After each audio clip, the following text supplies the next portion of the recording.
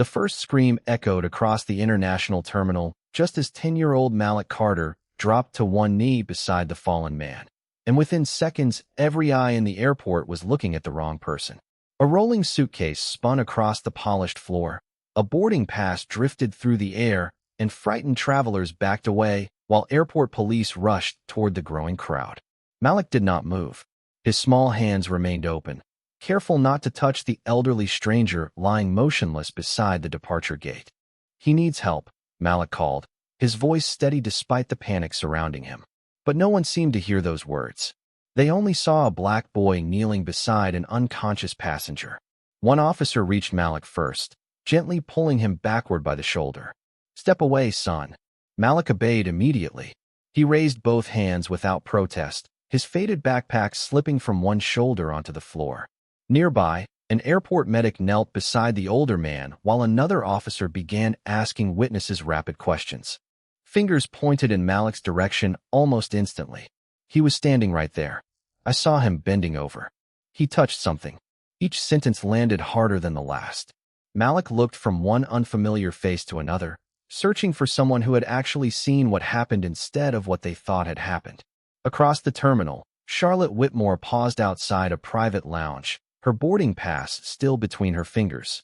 At 56, the white billionaire had spent years making billion-dollar decisions without hesitation, but something about the scene made her stop walking. She watched the officers forming a circle around the small boy while travelers lifted their phones to record. Her expression remained calm, yet her eyes lingered on Malik longer than anyone else's. A paramedic suddenly announced that the older man still had a pulse. Relief swept across the crowd, but it lasted only a heartbeat. One of the officers crouched beside the man's open travel bag and frowned. "His storage drive is missing." The sentence changed everything. Conversations erupted all at once. Someone claimed they had seen the boy reaching toward the bag. Another insisted the missing item had been in the man's pocket only moments earlier. Malik slowly shook his head. "I did not take anything." His voice was quiet, almost swallowed by the noise around him. An officer asked him to empty his pockets. Malik calmly placed a folded handkerchief, 2 quarters, a bus transfer ticket, and a small pack of crackers onto a nearby bench. Nothing else. Even so, the suspicious glances did not disappear.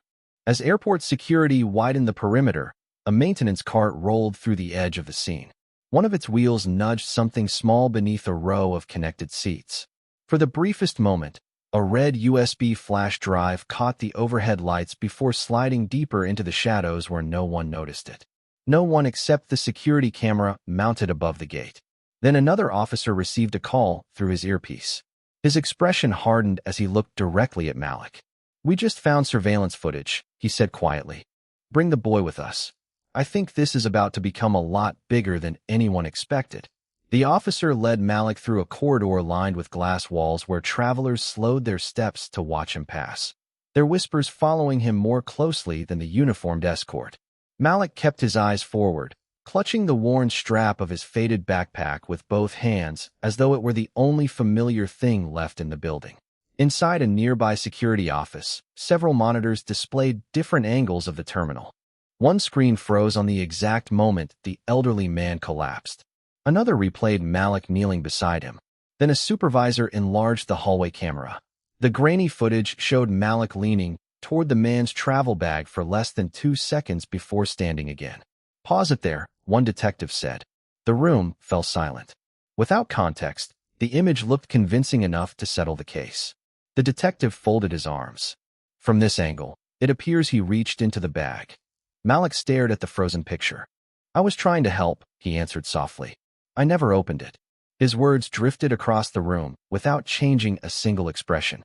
Outside the office, Charlotte Whitmore remained near the doorway instead of continuing to her private terminal. She had already missed one scheduled boarding call, something almost no one had ever seen her do. Through the glass, she watched the replay over and over. Something bothered her, but she could not name it. The picture seemed complete, yet it somehow felt unfinished. A young airport employee hurried past carrying a clear plastic evidence pouch. Inside were the elderly man's wallet, passport, and boarding documents, all carefully labeled.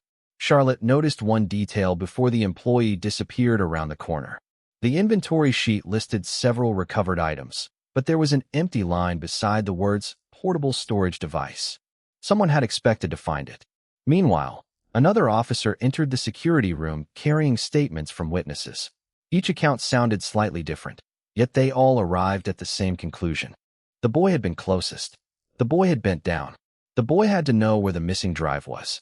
The detective slid a printed photograph across the table toward Malik. It showed the elderly passenger smiling beside a display of engineering awards. "Do you know this man?" Malik shook his head immediately. "I have never seen him before today." "Then why were you beside him?" Malik hesitated for only a second. "Because everybody else stepped back." The answer lingered longer than anyone expected. Even the detective looked down for a moment before returning to the evidence. Just then a radio crackled from the hallway. A maintenance supervisor reported that nothing suspicious had been found near the gate despite a complete sweep. Charlotte quietly replayed the hallway footage on another monitor. This time she ignored Malik completely. Her attention drifted toward the far edge of the frame, where a janitor pushed a cleaning cart across the polished floor. The cart slowed for a brief instant beside the row of seats before moving again. It was only a heartbeat, almost impossible to notice, but Charlotte leaned closer to the screen. "Wait," she said, her calm voice cutting through the room. "Who checked underneath those seats before declaring the area clear?" Every conversation stopped. Before anyone could answer, another security officer rushed through the door holding a radio against his ear. "We may have another problem," he announced. Someone just turned in an unclaimed red USB drive from the terminal. The red USB drive rested inside a transparent evidence pouch on the conference table, no larger than a stick of gum. Yet every conversation in the security office seemed to orbit around it. Malik looked at it for only a second before lowering his eyes again. He recognized the color immediately, but he said nothing. The detective noticed the brief glance. "You have seen this before." It was not a question. Malik slowly shook his head. "I saw something red on the floor after the man fell. I did not know what it was." The detective exchanged a doubtful look with another officer. To them, the answer sounded carefully measured. To Charlotte Whitmore, it sounded like a child trying desperately to remember every detail without saying something that could be misunderstood. Before anyone could continue, the airport physician stepped into the room carrying a tablet. "Our passenger is awake," she announced. Relief spread through the room, but it faded just as quickly when she added, "He remembers boarding the flight. He remembers feeling dizzy. After that, almost nothing." The detective hurried toward the medical station with the evidence pouch, while Charlotte followed several steps behind. Malik remained seated alone, his feet barely touching the floor, listening to the distant buzz of airport announcements that suddenly felt impossibly far away. In the medical room, the elderly passenger blinked against the bright lights. His face still looked pale, but his voice was clear enough to whisper a single sentence before anyone asked him a question. "Did you find the red drive?" The detective held up the sealed pouch. The man's shoulders relaxed with visible relief, yet he immediately reached toward it without touching the plastic. "Please tell me nobody opened it." "Not yet," the detective replied. "Can you tell us why it matters?" The old man closed his eyes for a moment as though weighing every word. "Because if it disappears, everything I spent years protecting disappears with it." He said nothing more. Charlotte watched his trembling hand retreat beneath the blanket. Whatever was inside that tiny device was valuable enough to frighten a man who had just regained consciousness. Back in the security office, the detective replayed the hallway footage once again, convinced the answer was hidden somewhere within those few seconds. This time Charlotte stood beside the monitor instead of behind it. She pointed toward the edge of the frame where the maintenance cart had passed. "Freeze it here." The image stopped. The janitor's cart blocked part of the floor for less than 2 seconds. "Now move forward 1 frame." The technician obeyed. The floor beside the seats was visible again, but the red object was gone. Another frame. Still gone. "So either someone picked it up during those blocked seconds," Charlotte said quietly, "or it was never there in the first place." The detective frowned. "You are suggesting the camera missed the most important moment." "I am suggesting one camera never tells the whole story." Before anyone could respond, a uniformed supervisor entered carrying a printed report. "We identified the employee who turned in the USB," he said. "It was not security. It was one of the cleaning staff." He paused, scanning the room. "The problem is, She insists she found it in the lost and found office, not under the seats where everyone says it should have been. The supervisor's words settled over the room like a sudden drop in cabin pressure. The detective stared at the report before looking back toward the evidence pouch. The lost and found office is on the opposite side of the terminal, he said. That drive could not have walked there by itself. Charlotte folded her arms without taking her eyes off the monitor. Unless someone carried it. No one answered. The silence itself became another piece of evidence. Moments later, the cleaning employee was escorted into the office, still wearing blue latex gloves tucked into one pocket of her uniform. She looked more confused than frightened. I did not find it at the gate, she explained. A passenger handed it to me outside the lost and found counter and said someone must have dropped it. Can you describe the passenger? The detective asked. She frowned, searching her memory. Tall, baseball cap, gray sweatshirt. I never saw the face clearly because he turned away before I could thank him. Every officer in the room exchanged disappointed glances. The description matched hundreds of travelers moving through the airport every hour. Charlotte stepped closer. Did he seem rushed? The woman nodded immediately. Very. He kept looking over his shoulder like he was afraid of missing a flight. That answer changed the rhythm of the room. The detective ordered another search, this time expanding beyond the gate area. Meanwhile, Malik remained alone in the interview room, quietly tracing circles across the scratched tabletop with one finger. The door opened, and Charlotte entered carrying a bottle of water. She placed it in front of him without saying anything. Malik looked up with surprise. Thank you. She pulled out a chair, but did not sit immediately. Can I ask you something? Malik nodded. When everyone ran toward the man, what made you stop instead of running away like everyone else? He lowered his eyes to the unopened bottle. My mom always says that if somebody falls, the first thing they should see is a kind face. Charlotte looked at him for several long seconds. There was no performance in his answer. No attempt to sound brave. Just a simple truth spoken the way children sometimes reveal the deepest things without realizing it. Before she could respond, the detective hurried into the room holding a tablet. We found another camera. He placed it on the table and started the recording. Unlike the hallway footage, this angle came from outside the terminal windows, looking inward through the glass. The image was distant and slightly distorted by reflections, yet it captured nearly the entire seating area. Everyone leaned closer. The elderly man appeared. Malik approached a few moments later. Then another figure crossed behind them, wearing a gray sweatshirt and baseball cap. The person disappeared behind a structural column for several seconds before reappearing farther down the concourse. Zoom in, Charlotte whispered. The technician enlarged the image until the picture became grainy. The mysterious traveler was still impossible to identify, but one detail stood out with startling clarity. The sweatshirt was nearly identical to the one Malik had been wearing earlier that morning before airport security asked him to remove it during questioning. The detective slowly looked from the screen to Malik. If there were two people dressed almost exactly alike, he murmured, then we may have been watching the wrong person from the very beginning. The detective ordered every available camera angle pulled from the previous 20 minutes, but each new recording only deepened the mystery instead of solving it. The man in the gray sweatshirt appeared for a few seconds, disappeared behind a support column, then surfaced again several yards away without ever revealing his face. He moves like he knows exactly where the blind spots are, one technician muttered. Charlotte watched the timeline advance frame by frame. She had spent decades studying patterns inside financial reports, and this felt strangely familiar. Someone was counting on everyone to accept the first explanation instead of asking a second question. Across the hall, Malik waited quietly while an officer returned his backpack for inspection. The zipper caught halfway, spilling a small paperback library book and a folded airport map onto the table. The officer looked through every pocket twice before pushing the bag back toward him. Nothing connected the boy to the missing drive except suspicion. Malik carefully gathered his belongings, then paused. May I draw something? The officer looked puzzled but slid him a pen. Malik unfolded the airport map and marked the row of seats where the elderly passenger had collapsed. Then he drew a small circle beneath one chair. That is where I saw the red thing. He traced a second line leading toward the aisle. I kicked it under the seat because a luggage cart was coming. I thought it would get crushed. The room fell silent. Why did you never tell us that? The detective asked. Malik swallowed. Every time I tried to explain, people interrupted me. Charlotte slowly looked down at the map. For the first time since the investigation began, Malik's memory matched a detail that had never appeared on any camera.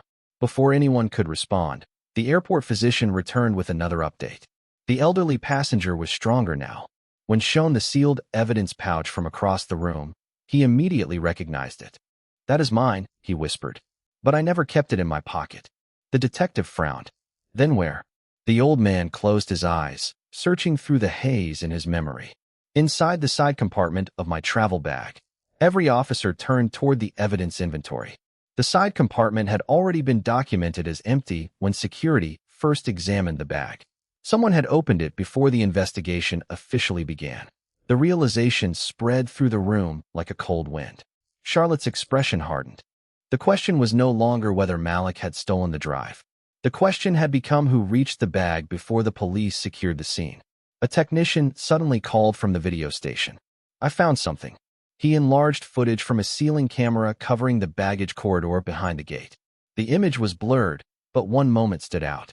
The gray sweatshirt traveler stopped beside a uniformed airport employee for less than 3 seconds. Their hands met briefly, hidden by a passing family pushing a stroller. Then they separated in opposite directions. It looked almost ordinary until the technician slowed the recording to its lowest speed. A tiny red object flashed between their hands before disappearing from sight. The detective stared at the frozen frame. Charlotte did not blink. If that exchange was real, the mystery had just become far bigger than one frightened boy standing beside a stranger, because someone inside the airport might have been involved from the very beginning. The frozen frame remained on every monitor while the room grew painfully quiet. The detective studied the blurred exchange again and again, but each replay raised more questions than answers. The airport employee's identification badge was hidden beneath a jacket, and the traveler in the gray sweatshirt never turned toward the camera. It was enough to create suspicion, but nowhere near enough to prove what had happened. "We cannot build a case on shadows," the detective finally said. His words landed like a closing door. The momentum that had briefly shifted toward Malik suddenly stalled. Another officer entered carrying a fresh report from airport operations. "The employee in the video has already clocked out," she announced. "No forwarding address. No emergency contact answered. We are trying to locate him." Charlotte looked toward the windows overlooking the runways. Aircraft continued pushing back from their gates as though nothing extraordinary had happened. Somewhere beyond the glass, hundreds of passengers were leaving the airport every few minutes, and one of them could already be carrying the truth out of reach. Inside the interview room, Malik sat perfectly still, listening to distant boarding announcements echo through the hallway. His flight had long since departed. He quietly folded the airport map back into his backpack, smoothing every crease with careful fingers. Charlotte stepped inside again, noticing the empty gate tag still hanging from the bag. "You missed your trip," she said softly. Malik nodded without looking up. "My aunt will wonder why I never arrived." There was no anger in his voice, only disappointment wrapped inside quiet acceptance. Charlotte reached for her phone, prepared to arrange whatever the boy needed, but the detective appeared in the doorway before she could speak. His face revealed the decision before his words did. "Without identifying the second person in that footage, we still have unanswered questions." He glanced toward Malik with visible reluctance. "Procedure requires us to transfer him to juvenile interview services until the investigation is complete." The room seemed to lose its warmth.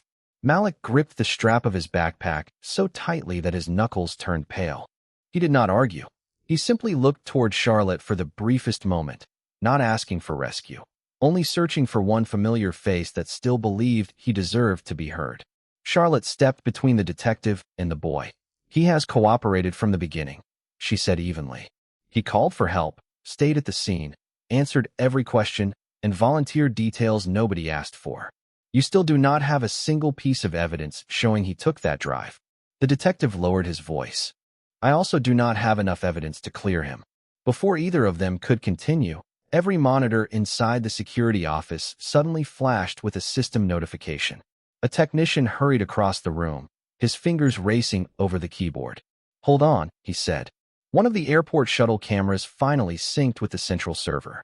It failed earlier because of a network delay. Charlotte turned immediately toward the screen. Does it cover the gate? The technician nodded slowly. Part of it. Hope flickered across Malik's face for the first time all afternoon, but it disappeared almost as quickly when another message appeared beneath the video file. The recording was badly corrupted. Only fragments remained, and the damaged data might never be recovered. As two officers stepped forward to escort Malik from the room, the loading bar on the broken video crawled forward by a single percent, leaving everyone wondering whether the last chance to uncover the truth was about to disappear forever. The progress bar reached 12% before freezing again. No one spoke. The only sound inside the security office was the low hum of computers struggling to recover damaged data that might decide a child's future. One of the officers gently reached for Malik's backpack. "We have to go." Malik stood without resisting. His shoulders were straight, but his eyes drifted toward the stalled screen one last time. Charlotte stepped beside him, refusing to move. "Give the system another minute," she said. The detective glanced at the clock, then reluctantly nodded. 1 minute. It felt like the longest 60 seconds anyone in the room had ever counted. Suddenly, the loading bar jumped to 43%, then 68. The technician leaned closer, his fingers flying across the keyboard. "It is rebuilding missing frames," he whispered. "Do not interrupt it." A distorted image flickered to life. At first, the picture shook so badly that nobody could recognize anything except the bright floor beneath the gate area. Then the software stabilized another section. Malik appeared, running toward the elderly man just as he began to collapse. The detective watched carefully. "Slow it down." Frame by frame, the truth unfolded. The red USB drive slipped from an open side pocket of the travel bag and bounced across the polished floor before sliding beneath the row of connected seats. Malik noticed it immediately. He looked toward the approaching luggage cart, then gently nudged the drive farther underneath the seat with the tip of his sneaker. He never picked it up. He never placed it in his pocket. He never looked around to see whether anyone was watching. A deep silence settled across the room. Every accusation spoken during the afternoon suddenly felt unbearably heavy. The recording continued. Instead of chasing the drive, Malik spun back toward the elderly passenger, dropped to one knee, and waved desperately for help while other travelers hesitated several yards away. Charlotte slowly closed her eyes for a brief moment. The simple sentence the boy had spoken earlier echoed in her memory. "My mom always says that if somebody falls, the first thing they should see is a kind face." The technician restored another damaged segment. This time the shuttle camera captured an angle no other system had recorded. While nearly everyone rushed toward the medical emergency, the traveler wearing the gray sweatshirt calmly walked behind the crowd, crouched beside the seats, reached underneath, removed the hidden USB drive, and slipped it into a jacket sleeve before disappearing toward the baggage corridor. A few minutes later, the same traveler quietly handed the drive to an airport employee near the lost and found counter, using the confusion to erase suspicion and distance himself from the scene. He had never intended to keep the drive. He had intended to redirect the investigation toward the only person everyone had already begun to suspect. The detective stared at Malik, unable to hide the regret in his face. No apology could erase the fear that child had endured. Charlotte rested a reassuring hand on Malik's shoulder, but neither of them spoke. Words were too small for what the screen had revealed. The technician enlarged one final frame before the recovered footage ended. The mysterious traveler had briefly turned his head while passing beneath a security mirror. The reflection finally revealed part of his face with enough clarity for facial recognition software to begin searching airport records. The detective grabbed his radio without taking his eyes off the screen. "Lock down every exit," he ordered. "Now we know who we have really been looking for." Within minutes, airport police spread across every concourse while departure boards continued flashing new flights as though the afternoon had not just rewritten itself. The detective replayed the recovered footage one last time before turning to Malik. This time there was no suspicion in his eyes. He stepped forward, bent down until he was at the boy's eye level, and quietly said, "I should have listened sooner." Malik did not answer immediately. He simply nodded, his small hands still wrapped around the straps of his faded backpack. Charlotte watched the exchange from a few feet away. Earlier that day, she had trusted the same incomplete picture as everyone else. Now she understood how easily confidence could become blindness. Her phone vibrated with messages from assistants asking why she had missed another flight. She silenced every notification without reading them. There was nowhere else she needed to be. Moments later, officers escorted the elderly passenger into the security office in a wheelchair. Though still pale, his eyes were sharp enough to find Malik the instant he entered. He extended a trembling hand. "You stayed with me." Malik stepped closer. "I did not want you to wake up alone." The old man's eyes filled with quiet gratitude. He looked toward the detective. That child protected something far more valuable than this drive. He gently tapped the sealed evidence pouch. He protected another human being. The room fell silent once again, but this silence carried relief instead of doubt. With the owner's permission, digital investigators connected the red USB drive to a secure forensic computer. Everyone waited as encrypted folders appeared on the screen. The detective expected stolen financial records or confidential contracts. Instead, the files revealed years of engineering research, patent documentation, and signed agreements connected to an energy technology that had taken decades to develop. Every page bore the elderly man's name. Losing the drive would not simply have meant losing property. It could have erased a lifetime of work before final legal protections were completed. Charlotte slowly exhaled. Suddenly, the stranger's desperate words inside the medical room made perfect sense. The detective immediately ordered every recovered file duplicated and secured as evidence before returning the original drive to its owner. Outside the office, airport police confirmed that facial recognition had identified the traveler in the gray sweatshirt as a man who had already boarded a connecting flight shortly after the incident. Federal authorities were notified before the aircraft reached cruising altitude, ensuring investigators at its destination would meet the flight upon arrival. The chase had moved beyond the airport, but the truth no longer depended on catching him immediately. The recovered recordings had already restored the one thing Malik could never replace if it had been lost: his good name. Late that afternoon, the detective walked with Malik back through the same terminal where frightened whispers had followed him only hours earlier. Travelers who recognized the story lowered their phones and quietly stepped aside. A few nodded with embarrassed smiles. Others looked away, unable to meet the boy's calm gaze. Charlotte walked beside him, matching his pace instead of leading it. When they reached the gate where everything had begun, she stopped in front of the gathered airport managers. Without hesitation or prepared remarks, she spoke clearly enough for everyone nearby to hear. This child deserved patience before judgment. Today he received the opposite. No one interrupted her. The managers exchanged solemn looks before one of them requested that the airport preserve every recovered recording for staff training, ensuring the lessons from that afternoon would never be forgotten. Malik looked back at the row of connected seats where a tiny red object had vanished beneath the shadows hours earlier. It was the same place where strangers had decided who he was before they knew anything about him. Now it had become the place where the truth finally found its voice. Yet one final conversation still remained before the day could truly come to an end. The following morning, sunlight poured through the tall glass walls of the terminal, softening a place that had felt cold and unforgiving only hours before.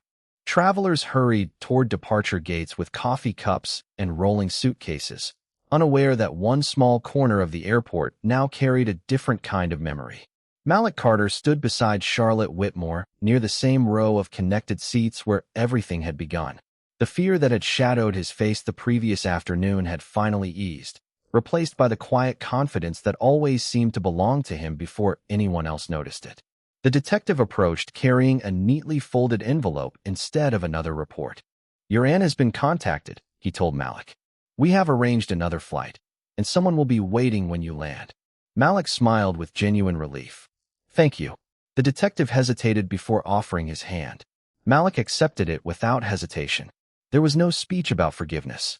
There was only a firm handshake between a man willing to admit he had been wrong and a boy who chose not to let bitterness become part of his journey. A few steps away, the elderly inventor carefully accepted the restored red USB drive after investigators confirmed every file had been preserved. He turned it over once in his hand before placing it safely inside an inside jacket pocket instead of his travel bag. Then he reached into another pocket and removed a small silver fountain pen, worn smooth from decades of use. "This signed every patent I ever believed in," he said. offering it to Malik. Yesterday, you protected years of my life without even knowing what they were worth. I hope one day you use this to write something that matters to you. Malik accepted the pen with both hands, studying the tiny scratches along its polished barrel as though they carried stories of their own. Charlotte watched the exchange with quiet admiration before walking toward the airport executive team gathered nearby. She had already canceled the rest of her business meetings. Some opportunities, she had realized, could never be measured on a financial statement. Together with airport leadership, she approved immediate changes requiring investigators to review multiple synchronized camera angles before reaching conclusions during future incidents. Additional training sessions were scheduled for security personnel, emphasizing observation before assumption. No banners were raised. No ceremony followed. The changes were entered into policy one signature at a time, almost invisibly, exactly the way lasting change often begins. Before leaving for his new flight, Malik paused beside the detective one last time. "Can I ask something?" The detective nodded. Malik looked toward the busy terminal where strangers crossed paths every few seconds. "Next time somebody falls, will you listen to the first kid who tries to help?"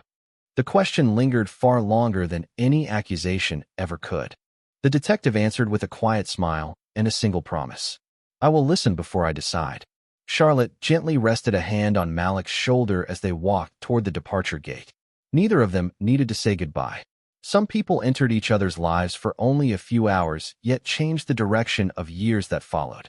As boarding began, Malik tucked the old fountain pen safely inside his faded backpack, looked once more through the towering windows at the airplanes lifting into the bright American sky, and stepped forward with the calm stride of a boy whose greatest act had never been proving his innocence, but refusing to stop choosing kindness while the whole world was still looking in the wrong direction.